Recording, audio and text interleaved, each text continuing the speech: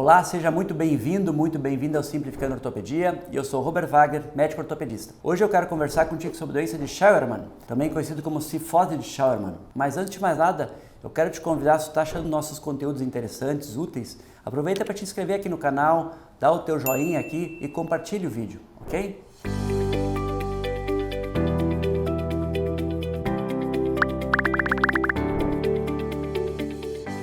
Vamos então ao nosso assunto de hoje, doença de Scheuermann. Doença de Scheuermann é uma doença em que existe uma cifose acentuada que acontece na coluna dorsal durante aquela fase de crescimento rápido. Então o que acontece nessa situação? Existe uma alteração nas vértebras, no osso da coluna, que chama-se vértebra, em que o crescimento vai ser mais rápido, só que o crescimento acontece de forma desordenada. Existe uma parada, uma diminuição do crescimento na sua parte anterior do corpo da vértebra e na parte posterior ele continua crescendo normal. Então, ao passar de algum tempo, o que vai acontecer? A vértebra vai começar a mudar o seu formato original. Se a gente olha numa imagem de perfil, normalmente a vértebra tem um formato retangular. Então, isso dá uma condição de suporte de peso normal para essa vértebra. E na doença de Scheuermann, a parte anterior não cresce ou cresce menos e a parte posterior continua crescendo. Então, a vértebra vai começar a assumir o formato triangular. Então, vai começar a empilhar vértebras com formatos triangulares. A gente considera a doença de Scheuermann quando existe mais de 3 vértebras com esse formato. A tendência disso é haver uma pendência, a coluna começa a curvar para frente em função dessas vértebras num formato anormal. Isso então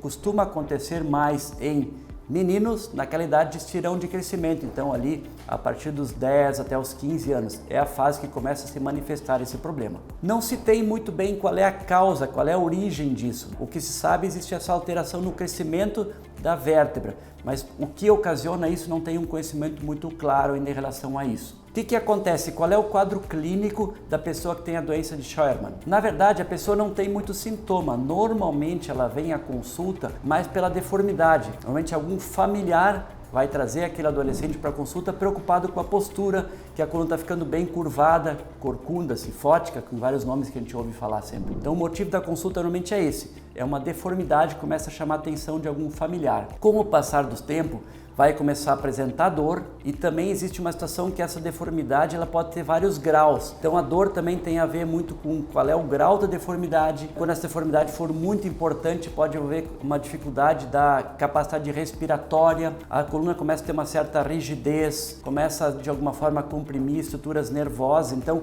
isso já são situações de exceção, uma situação muito grave de Scheuermann. Mas de maneira geral, ele não tem sintomas de dor, ele tem uma deformidade. Ok? Então quero rapidinho, se tu chegou até aqui, aproveitar para te convidar mais uma vez para te inscrever aqui no canal, te dar o joinha aqui, compartilhar o vídeo para a gente conseguir o nosso assunto, ok? Como é que a gente faz o diagnóstico disso aí? Então, se tu recebeu no teu consultório um paciente com essa deformidade, tu vai investigar. Basicamente, a gente inicia isso com um raio-x. E aí, com um raio-x bem feito, principalmente na imagem de perfil, a gente consegue ter esse diagnóstico, porque tu vai ter essas vértebras com essa alteração, como a gente comentou há pouco. Uma vértebra com formato triangular, na parte da frente mais estreita do que na parte de trás. Tem que ter no mínimo 3 vértebras ou mais. E a gente faz uma medida para ver qual é o grau dessa deformidade. Existem medidas que se faz para isso. Um outro sinal que é muito característico, não é uma obrigação, mas é comum de acontecer, é o que chama de nódulo de Schmorl, que na verdade é uma herniação. O disco que fica entre as vértebras, ele entra a vértebra dentro, ele perfura a vértebra, então a imagem radiológica é bem típica disso aí também. Quanto ao tratamento, qual é o tratamento que a gente usa nessas situações? Basicamente, o tratamento ele é conservador e depende um pouco do estágio, da idade do paciente, do grau, mas inicialmente o tratamento sempre é conservador. E qual é o objetivo que se tem do tratamento? É basicamente evitar que essa deformidade aumente e de alguma forma recuperar essa deformidade. E como se faz isso? Tentando alinhar melhor a coluna. Tu tem que trazer com que o peso da coluna seja jogado mais para a parte posterior. Então isso é feito através de exercícios de fortalecimento da musculatura eretora da coluna, ao mesmo tempo que tu tem que alongar a musculatura anterior, que está encurtada. Então aquela tendência da pessoa cair para frente, tu vai puxar ela para trás. Então isso é feito através de fisioterapia, RPG, existem várias técnicas de reeducação de postura que tu trabalha para reequilibrar essa musculatura de forma dinâmica. Um outro artifício que a gente usa é usar alguma órtese, algum colete que também tem o mesmo objetivo de empurrar o peso da coluna para trás de forma que tu diminua a pressão na parte anterior.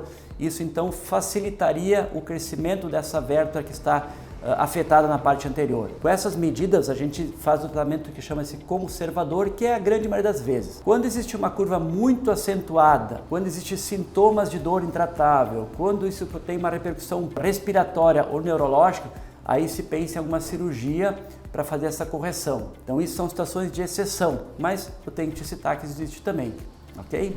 Então esse é o meu recado de hoje, te explicar o que é essa deformidade de cifose acentuada. Espero que o vídeo tenha sido útil para ti. Se tu ficou com alguma dúvida a mais, deixa aqui nos comentários que a gente vai responder com carinho. E eu sou Robert Wagner, médico ortopedista. Já quero te convidar para assistir os nossos próximos vídeos aqui sobre algum assunto ortopédico relevante, ok? Um grande abraço!